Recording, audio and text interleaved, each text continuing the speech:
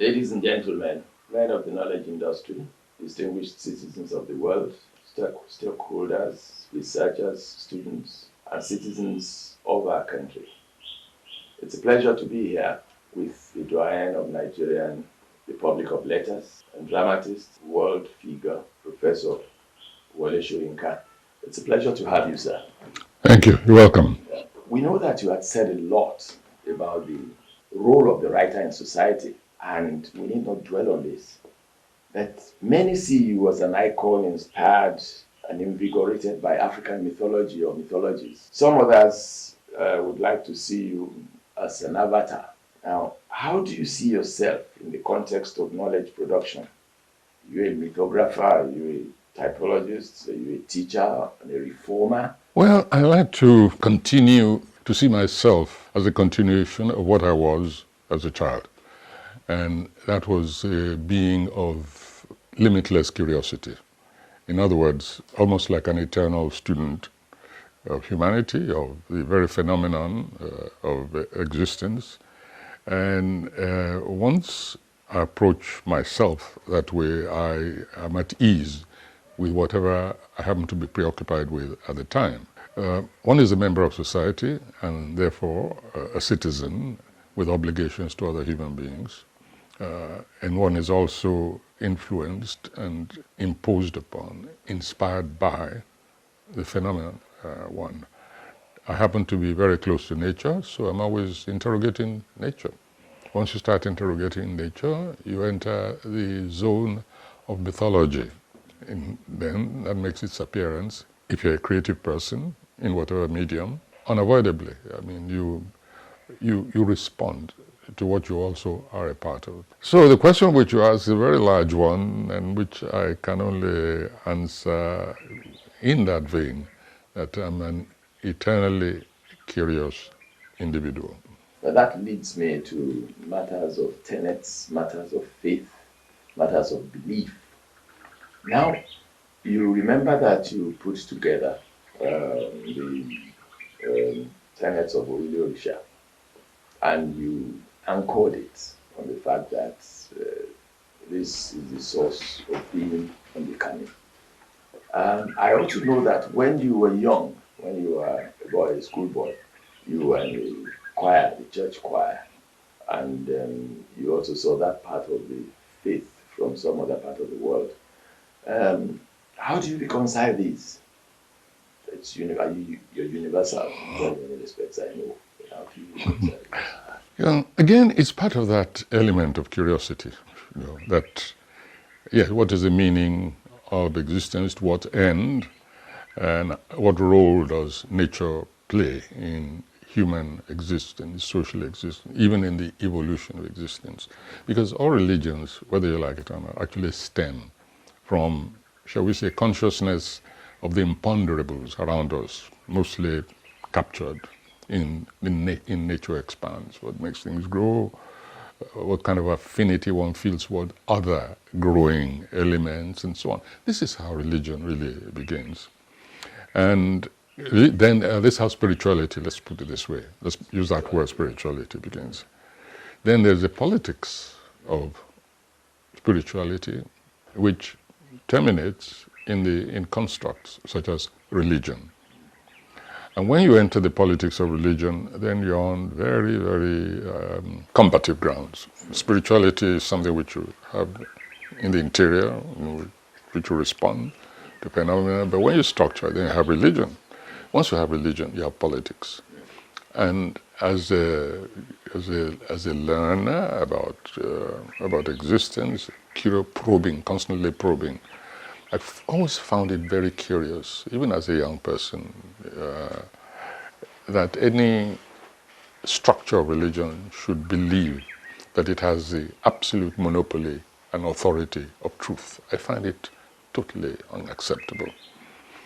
And when you're in a society in which there are different groups who either organically, from their own interior existence, or from encounters with other structures of religion, now trying to impose their own adopted structure on the rest of it, then of course, it's a declaration of war, but not hopefully war as in Boko Haram. No, just war of the mind, war of the spirit. In other words, you say, I want equal space. Why should an intruding, however attractive, seductive religion, why should it lord it over the antecedent structures of spirituality in that area? What right has it got? So the university, what you refer to, it's something which had always nagged me, especially, I forgot to mention that my curiosity when I was a student in Leeds and in Europe led me to actually interrogate many of the other religions we speak of today. Off duty, I attended the one, I think probably just one mosque existed in that part at the time. Then I went to a Jewish temple. I attended services. I was always asking questions and joining others, in their own mode of spiritual worship, trying to arrive at an answer for myself. And of course, also studied religion clinically, if you like, academically. You cannot help but do that if you are in literature, or you are in history, or indeed in geography. There's nowhere you will not encounter aspects where religion has influenced the mundane activities of humanity. So it all began from there. I think that systematic probing of the structure of spirituality began with me when I was in Leeds as a student, among other things, of course. And so to come back here and find Christianity had its own, Islam had its own, Seventh-day Adventists had their own, Pentecostals had their own, Aladura had their own, everybody had their own. I said, wait a minute, I've studied these things. Where is mine? Where is ours? So that's when I insisted we must have a structure which catered for the traditional religion, especially the one in my own area, the Orisha worship. Let's go into it. Let's see what there is. And at least let's create the platform for those who believe in it to follow. And we will also interact and then see we can bring things together, live harmoniously. Look at what's happened recently, in which one fanatic, who calls himself an emir in Ilorin, prevents the traditional call it worship, festival, procession of a traditional religion among the people who were born into that religion. Ask myself, well, what kind of a mind is that? What kind of society is it? And you and I know that it's that kind of fanaticism that leads eventually to Boko Haram, to ISWAP, to the killing of students who are alleged to have blasphemed a prophet who's a human being. And it's not the first time. It's become a pattern. It's become virtually placed. And you have well-placed people actually saying, yeah, it's okay. That girl deserves to die. I mean, what kind of society is that? And so I made my usual statement. And for me, I'll be collaborating with people of that religion to strengthen the worship of the Orisha. Or if it's in the Igbo area, Allah, Amadiora, Ikenga, whatever. I mean, these are all pathways towards the inquiry into Godhead. And it has lasted millennia and will continue for millennia. So in the meantime, why be so dogmatic that you kill and you prevent others from following their own paths of inquiry? So it all has to do with my refusal to accept dogma in anything. And to go to an extension of what you just said, if you think of colonialism and its mission, it has come in various forms, some in terms of religion, in terms of education, in terms of dogma, in terms of beliefs, and in terms of governance as well. It's come and taken over the entire hemisphere of people who are indigenous or autonomous to a particular location. They simply come and lord it over them and subjugate them and then say that they are answerable to them, other human beings with a single head on their shoulders, just like those they met What is your reaction as literature, of course, post-colonialism, colonialism, but apart from slavery, colonialism, post-colonialism, it's been an issue in literature and themes. How do you react to this, especially in your own works? Well, I think if we're frank, when I met genuinely, genuine believers, whichever religion. At the same time, however, we know there exist preponderantly those for whom religion means one, power, two, business. Those two, they're there. And there's no good anybody pretending that religion has not spawned these shall we say, spiritual preoccupations of humanity. And nobody can tell me, should dare even suggest that some of the so-called world religions, call them whether they call Christianity or Islam, that they have not committed in history and continue in some places to commit the most unbelievable atrocities against human beings. Nobody can deny that religion has not been used to enslave us on this continent and in other places. And of course, the advanced troop of colonialism. Who are they? The religionists. Whether Islam or Christianity, they come in, convert the people, and then subjugate them. And the people, of course, because the religion preaches submission, somehow this submission is woven into the politics of encounters with totally alien peoples. And so the entire phenomenon of slavery was also reinforced, authorized, empowered by the religions. And this, of course, shows in a lot of writing, whether in the satirical vein or in the tragic vein. It's the experience which we have on this continent. The phases, your writings have been classified into phases. One, the Orphic stage, they said this was the romanticization or romanticism with nature. And then later on in life, you became a little more combative. And then it went up to a crescendo when this Nigerian Civil War came. And you yourself went from activism, from having fought politicians who rigged elections, to the dictatorship of the military, and then the collapse of the nation state. And the Civil War, your restoration in human altruism, has it been restored, or is it because society is also changing? Well, one responds, again, as I said from the beginning, one responds to phenomena around some mundane phenomena or profound phenomena. And my writing, I believe, falls into various categories. There's the combative, militant writing, which referred, for instance, sometimes to my guerrilla theater, in which I create plays, short plays, sharp, short, like little bombs detonating, as I sometimes say, under the bottom of not just power, but society itself, because let us always remember, sometimes society is its own worst enemy. Literally, society behaves in a way that hands itself, that is, people, it's like they lose their collective will.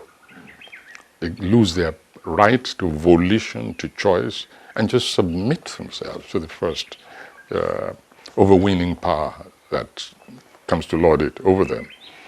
And I believe that part of the function of a writer, through the very nature of our medium of expression, which is words are far more direct than, sometimes even more than images, as you know, but images sometimes can also, it's all part of artistic production. And so one uses the most available tool to hand. I've used music as well. I did the Ethical Revolution record. I sometimes boast that I'm perhaps one of the very few Nobelists in literature who's actually waxed the record. But of course that's an exaggeration, but I like to at least make one claim to originality. And so, I mean, literature is both an expression of experience and also a tool for combat. Now, do I think that by the means of literature alone one can not just perpetuate but strengthen, shall we say even legitimize, empower humanity? Yes, but not alone. Literature is just one of the many means towards achieving what I call a state of humanistic equilibrium, where we're able to balance authority and power on the one side with the right, the volition, and the welfare, the claims, the entitlements of humanity like fundamental human rights.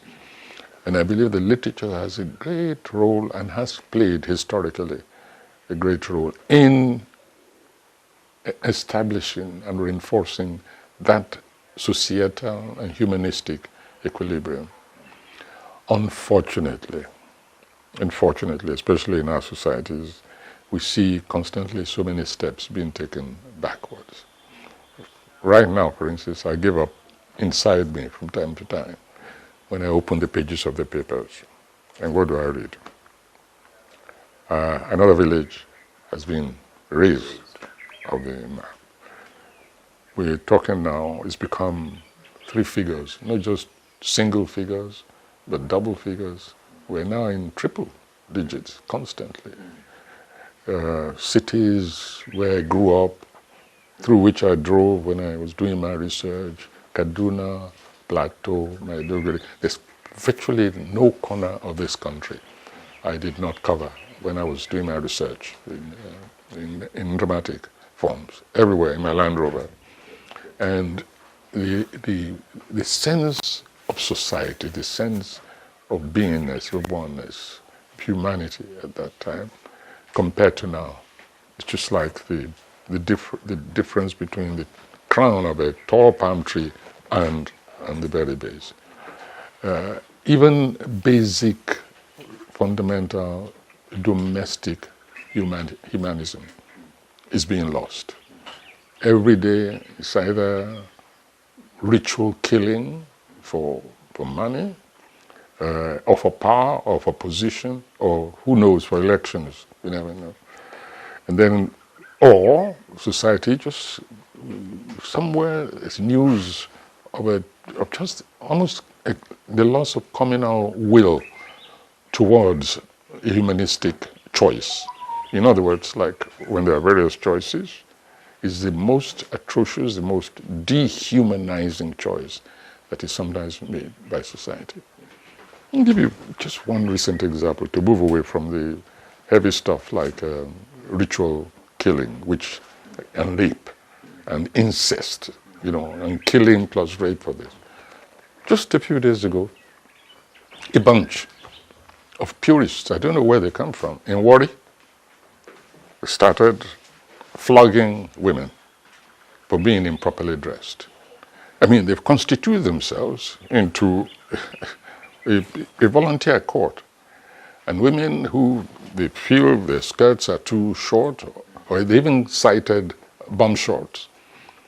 Anyone, so then they seize those women, try them, and they're forced to pay, I think the figure was either 10,000 naira or receive 40 lashes. Now, this is in this century. This is nearly a century after independence. We're not in a theocratic society. We're not. There is no suggestion of us having reversed the clock and gone back in time. But today, this last week, you have a bunch of people flogging women because they say they're improperly dressed. That's what I mean when I talk about society being its own worst enemy. By now, that kind of thing should have been dealt with, almost peremptorily, but the whole of that town, society, should have risen in anger and dealt with those monsters, same way as I believe they should have done in Ilorin, where an emir says the traditional worshippers should not exercise their right of belief, of association, of worship. And we let these things, it becomes the habit, it becomes the norm. I no longer read papers. for me, it's become too depressing. From time to time, of course, my attention is directed at somebody sends me a link, or I'm looking for something, I encounter one of those lurid headlines or up ahead. I read and say, let's see what my humanity has become, in this short span of time. So it's a mixture of fulfillment, professional fulfillment here and there. But ultimately, if the goal, the written or unwritten, declared or undeclared, conscious or subconscious goal of creativity is the enthronement of the loftiest aspirations of humanity, even, shall we say, even the restoration establishment of a lowest common denominator of humanity, below which we dare not go, else we stop claiming the right to be called human. So as long as those are influences and considerations in one's mind, one, I think, has the right from time to time to say, I give up. Very much. So, on that note, how do you see the future of post-colonial societies? Is the post-colonial debacle a closed predicament? Well, it's very sad, first of all, that we should even be using expressions like post-colonial. Because by this time, in my estimate of human advance in a number of directions, whether you're talking about communication means, technology, even philosophy, just the evolution, the formulation of philosophy, guided by experiences of the past, I think on the African continent we shouldn't even be using or thinking in terms of a post-colonial society. We should by now, I think, I don't know what expression we would use, I just say use the same expressions others use of their own societies. Each time I hear post-colonial society, I say, when are we going to move beyond, You have other expressions like postmodernism, etc., etc. None of it is absolutely satisfactory, but at least most others are better than. At least I find them more congenial to pronounce than post-colonial society. But I know, of course, what you mean, and I know what kind of society you're talking about. And if we are not careful, we're going to go into a second stage of colonialism, and therefore a second stage of post-colonialism. But we're going to abandon expressions like neocolonialism or internal colonialism, which we're going through in many directions, as you know, and find ourselves obliged to speak about the second colonialism. I'll explain. Just as we're getting rid of the former imperators, British, French, German, Italian, etc., even making some of those former colonial powers apologize in one way or the other, make reparations in one way or the other, either through trading relationships or even symbolic gestures like the return of artifacts, and with great fanfare and with negotiations still going on, with people like WS saying, look, let's make a deal. You return everything that you've stolen, and we'll forgive you the crimes of colonialism, all kinds of formula going on. Just as this is taking place, what do we encounter? And something which has been going on for decades, acknowledged publicly, until recently, we now have embedded neo-colonial forces on our territory, almost running pari passu with the post-colonial governances. I'm talking like the Wagner group of the Russian policy, for instance. For a long time, if you mention the Wagner group, they say, oh yeah, you brainwashed people, this is all a neo-colonial mentality and so on. And we kept saying, listen, they're here. They're all over the place. They've been in Central Africa, they've been operating in Mali, of course, and along some areas of the West African sub-region, but very much in Central Africa, Congo, for instance. And now they are coming out frontally. They're not just embedded, as I said, but they are becoming part integrated into the governance of various areas. And we see how people, including national leaders, sufficiently naive or simplistic as to consider this a sign of political independence, development. That is, if you criticize them, they say, oh, you are post-Western. But what we are saying is a plague on all your houses. And it's about time, and a call to ourselves, to really take the reins of our existence in hand, culturally, economically, politically. I'm astonished to find that there are leaders who don't find it embarrassing that when a war breaks out in Ukraine,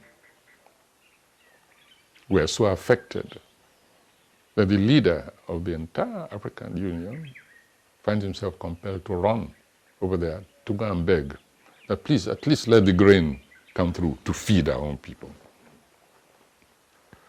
And if you say, as we do, I've lectured, saying that this is a shame, this is a disgrace. And it's not just now. I don't know, as I've said in some recent lectures, I don't know how many conferences I've attended on food security, for instance. In Uganda, even in Paris, in Munich, as a kind of side issue, one I missed going to India about food security for the African continent.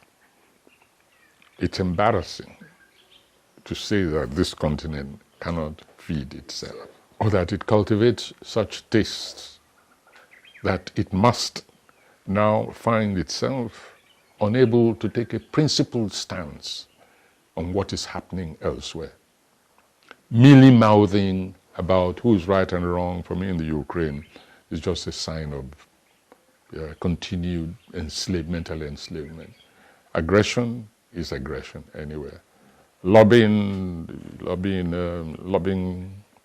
rockets onto unsuspecting people, even in places far from the war front, is for me a devastating rebuke against humanity. And the African continent still finds itself incapable. I don't even mind. We don't have to speak with one voice. Why should we speak with one voice? We're many peoples in many areas, but at least we have an organization, a union, and the leadership says it likes to speak with one voice. And then you find, just at the same time as the United Nations is telling this powerful nation, Soviet Union, get off the land of your neighbor. It's not kosher, and it's unprincipled, and it's immoral. Then you find a nation like South Africa, which has just been liberated from a most pernicious kind of ideology and governance and oppression, cozying up to that bully and feeling that, oh yes, this is progressive, simply because this is against the West. Why should we choose between the two? Is there no plinth, no moral, political, a plinth of political morality by which we judge and decide our actions? We're no longer capable of that. Everything now is relative to thinking, to the ideologies of others. So I sometimes wonder if ever we'll be able to extricate ourselves completely from that, as well as this colo mentality, no matter who's the colo pulling the strings, to be able to stand up and say, look, this is where we stand, this is our historic experience, we know what it is to be colonized, we know what it is to be divided up, we know what it is to even till today, to have ourselves bearing foreign scars, but proudly, etc., etc. It makes me wonder just what progress means and the understanding we have of true liberty, of true freedom, of which we can be proud.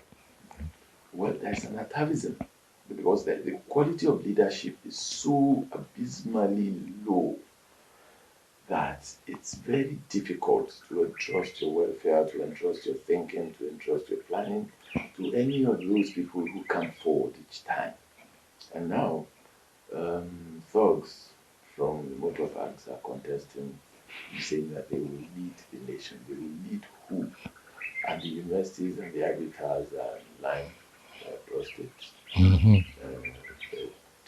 diminished,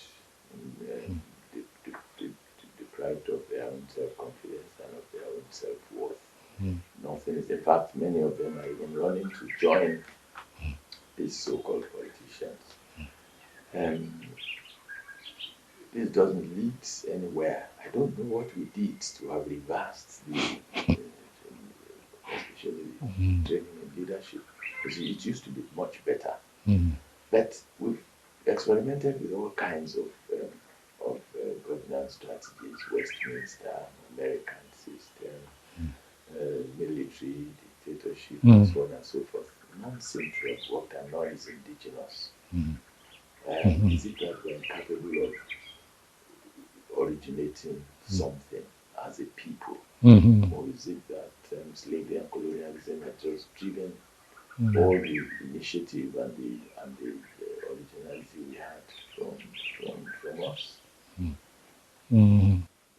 Well, there was a time, I hope that time is past, I hope so, but I wonder, a time when all of us, especially in our youth, it was shortcut, quote unquote, revolution. But we know what revolution actually entails. We know that very often it eats up its best minds, that it's an easy way out and it's a short-term out. It takes a miracle to find the kind of leadership to emerge from a revolution which is deserving of the sacrifices made for that revolution. Look around the continent today, what's happened. The one or two who seem to be about to make that miracle happen, of course, they're cut down in their prime. And it's back to worse. It's not even starting all over again, but several steps backwards. We learned our lesson from military intervention. I don't think anybody is, well, there was from people when this think they're not getting what they want, they still call for military intervention. I just looked, I said, when we will end? When on earth we will end? So it's a question of getting back, and I've talked again and again about the possibility of, in this country for instance, of having a genuine indaba, a genuine conversation which goes on for almost an entire year. It can happen anytime, it can begin tomorrow, doesn't matter who's there, but who is sufficiently concerned to say, all right, let's bring everybody together. Let's have a continuing conversation for a whole year. And in the process, while governance is going on, extract from the discussion certain principles which we think can guide us into an authentic, quote-unquote, post-colonial future. I believe that until that is done, until all energy, all focusing is who seizes power, without a consciousness of saying, okay, when I get there, I can initiate this radical, genuinely revolutionary process and see if we can create a new being out of the rubble of the present, not just of the past. It may not happen here, it can happen in any of the countries, and then others will look at what's happening in that country and say, this is a possible model to follow. Will it happen ever? I don't know. Now, we can't think of Africa without thinking of its diasporas, because we share the same fate, more or less. And when you go, you find the same kind of milestones, the same kind of phenomena in all of the places. The last of them, with whom I was fortunate to interact just before he died, I think I conducted the last interview, was C.L.R. James. went to look for him in Brixton. And I then said, what has happened to us? Look at the hopes and the aspirations and the positive vibes that you people generated and to prepare us for getting into post-independence. And what has happened? And he said it's happening, it's reverberating, of course, around the various corners of the world where those of us originally from Africa live. And he said that that was true.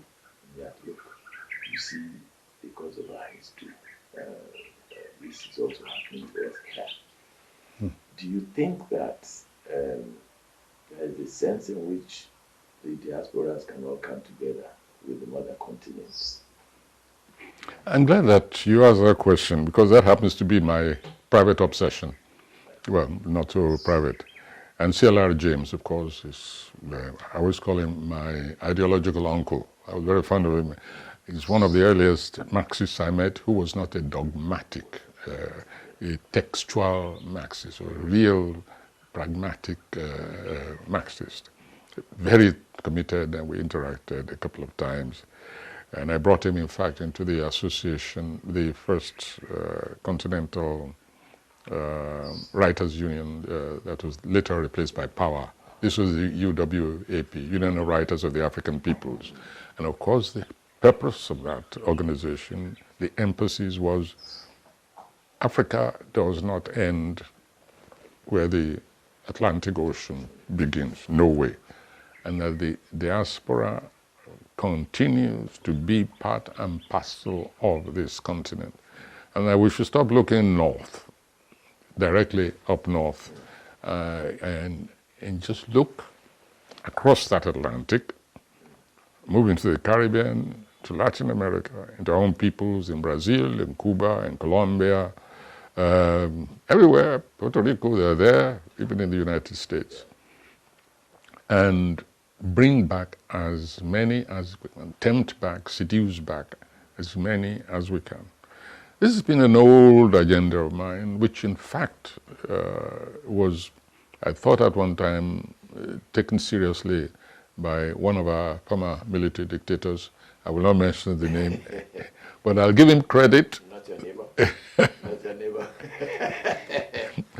I give him credit that he actually backed it, with resources, because simultaneously with the Literary Association, we then created the scientific section, sister body, and we invited and he accepted Professor Shekanta Diop of Dhaka to be the president of that.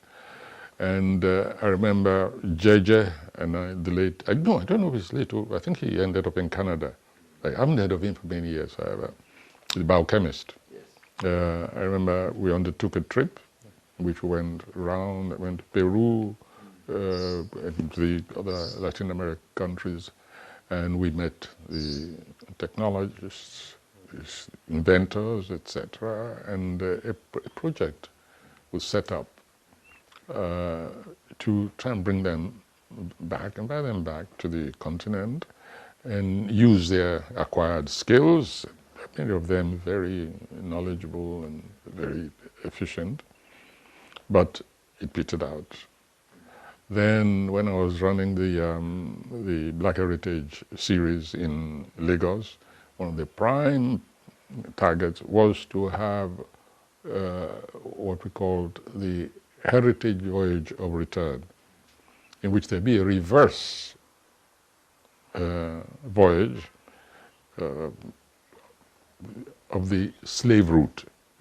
And they will come back, a kind of mini armada of one boat or two boats, all depending on the, the resources and availability. And we even did a trial run of 2 nights in which the boat took off, because the mayor of Palermo is very much in favor of this project. So we did a trial run between Palermo and Turin, or was it Naples? I get confused because the mayor of one or the other came on board to greet us and so on and so forth. And on board there was Africa. It was Africa project. We had exhibitions, we had workshops, we had lectures, film projection, theater performances. In other words, the prototype for what that kind of voyage would be, all the way from Brazil, from Caribbean, coming to Palermo, going along the West Coast, ending up in Lagos. And we even got as far as being offered a boat for the purpose. We just couldn't raise the fund. The project has not been abandoned completely, but we just felt that it would serve something beyond a mere symbolic return, that it might end up with more and more people of the diaspora recognizing their ancestry, their origin, and feeling a compulsion towards contributing towards the development of that origin and advancing its existence in a modern society. So yes, I am very much committed mentally in that. I was in Brazil quite recently, and the project has been taken up again and might come to fulfillment next year. I don't know, but the structure is there. It's just a question of the will. And we very nearly did it in the last Lagos Black Heritage Festival under Fashola. It very nearly happened. It may still happen, but it's somewhere to begin. We've got to begin somewhere.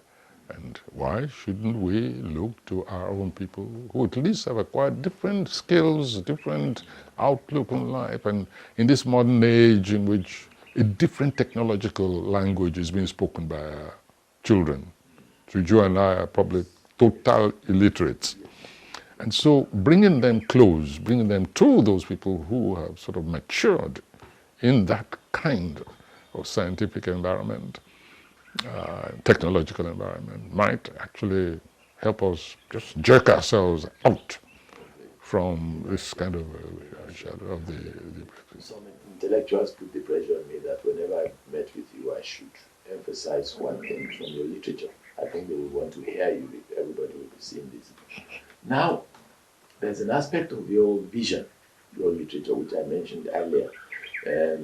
It's in some of your writings, Death and the King's Horseman, The Strong Deed, Black Kai of Euripides, something in terms of the forests, but which talks about the heroism, saintly heroism, human sacrifice, in which you have the same something almost like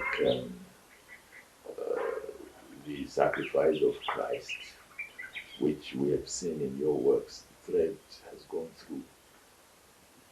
What, because of course many of your characters, some of your characters, the major ones, are completely selfless. And you have the vision that they will liberate their own societies. They look forward, you look for genuine leadership, for that quality of spirit. So now, I know that the Marxists took you up at some point with you weren't beaten to it. They retreated. Will this amount to, when you look ahead, when you're talking about utopia, about that future? Well, let's first of all de-emphasize the aspect, and this is part of the very lazy reading of the quote-unquote Marxists at the time, the ones I call vulgar Marxists, The aspect of sacrifice is for me usually incidental.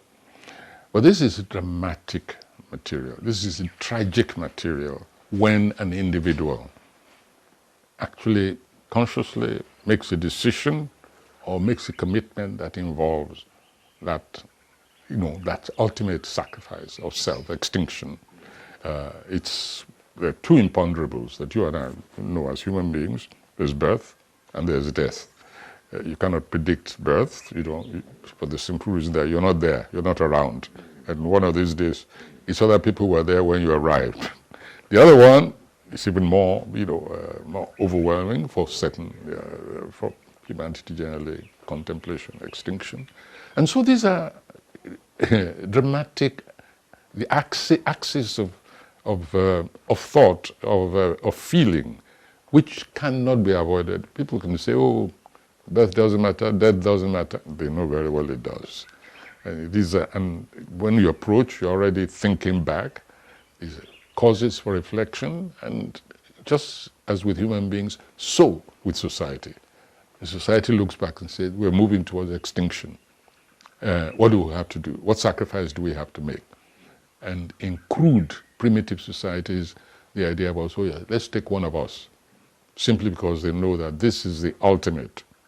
And so the thinking at that time, which let's us hope humanity has transcended, the ultimate is a symbolic gesture to the unseen forces for the progress of the rest.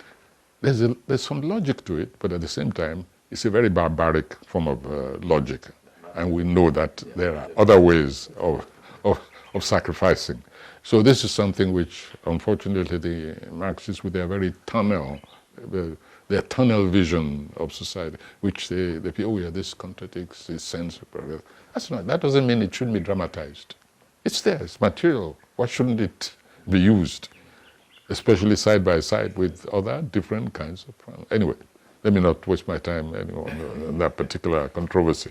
It's there, and I'm glad there's nothing which can stop dramatists in any culture, or novelists, or poets, or musicians, or painters, or carvers, representing such imponderable, such extreme moments of human consciousness in their works is given. Now, what do we do when we say we transcended that moment? That is where the entire social consciousness of the collective effort comes in. That is where even ideology comes in, that it's wrong. And it's the death of society when just a few monopolize the resources, the well-being, the opportunities of society. So we enter the moral stage, which has transcended the symbolic, where we say, okay, things are not going very well, therefore we sacrifice one person. We transcended that stage, no question. But the lesson implicit in it cannot be abandoned. The fact that in one form or another, deprivation, social deprivation in one form is necessary even for society to be able to make progress. You cannot expect that existence is constantly rosy. Any society which does that is already on its way to death. So there has to be that consciousness where the sacrifice is made through the effort of humanistic creativity, technology, whatever, new philosophy, philosophical guidance for society, which does not depend on the tyranny of theory or the concept of some external force which demands meaningless sacrifice. So it's a continuing process. Our final question. Those of you who are pioneers, in very many respects pioneers, you have come, you have seen, you've conquered, you've contributed your bit. But young people, those whom you have spawned over generations, your mentees, children, grandchildren, are moving away in droves from our shores. They hate their country now. They can't. Some of them don't want to come back. So if they do come back to build on the Phoenix or the ashes of the achievements that those of you pioneers have had, that you built, the structures you built, where can they pick up the thread? Or how should they pick up the thread? Okay. Yeah, you've asked a practical question. First of all, they should not come back unless they are prepared to sacrifice. That's the first thing. They take on, this is our target, this is destination, this is a certain price we have to pay for an ultimate harvest. That frame of mind is absolutely essential. And I say this in practical terms because I know some who have come, whom I've induced to come, and the next thing I heard from them, they're back there, say, sorry, we tried, we didn't have job fulfillment. Simultaneously, the receptor society must understand also that it must sacrifice in order to, at least to ensure that this talent, this new brain wave, this new wave of brain power, mental power, deserves also to be looked after in a way in which not necessarily the level, style existing which they were accustomed, but at least there's got to be a mutual approach. We've got to understand that. When President Wade in Senegal, for instance, after the Haitian earthquake, when he invited some of the people there, said, come back, we'll give you land, and we'll make sure Senegal is not a very arable place, but we will not even give you the non-fertile, we'll give you the fertile part of the land. That's that sense of deprivation for those who are there, to some extent, those Senegalese, but at the same time, is a far-sighted thinking.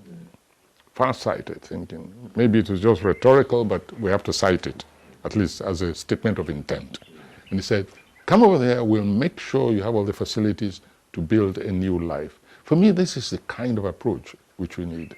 Quite different from that of the military. At one time, remember, they set up a committee to go around the world and see why there's so much brain exodus from Africa. They went to, where didn't they go? Collected their ESTA code, had a great time under a military, and then what was their conclusion? They said, nothing to worry about. This is Nigeria's Peace Corps movement to the outside world. At that point, I tell you, I wanted to exodus completely, permanently. If anybody in their right senses could get up and say that brain power, while others are looking for brain material, technology, whatever it is, artists, we here, with society just deteriorating every day across the axis from north to south, and then an expensive expedition to go and look for people outside, come back and say, oh, it's okay, it's our contribution to this. Sometimes each time I think about it, I tell you, I just go off the bend. But anyway. You are 89 tomorrow. Yes. Soon be 90. And then, well, in my own contribution, when we came here to celebrate your birthday, some time ago, a long time ago, not too long, I said, well, let's look forward to the centenary. Let's continue to. What do you have to say? Me, I just hope nobody finds me tomorrow. Nobody. As you know, annually I disappear. It's the one day which I say belongs to me. I don't want to share it with anybody. So after I've got rid of you, Yes. I got rid of all the others, I'm disappearing, and I'm not reappearing until day after tomorrow. Day after tomorrow. So that's my birthday. I always, What's a parting shot? What do you want to say to the world? To all of those who well, all I can just say is don't give up, and always expect the moment when you feel it's about time you gave up.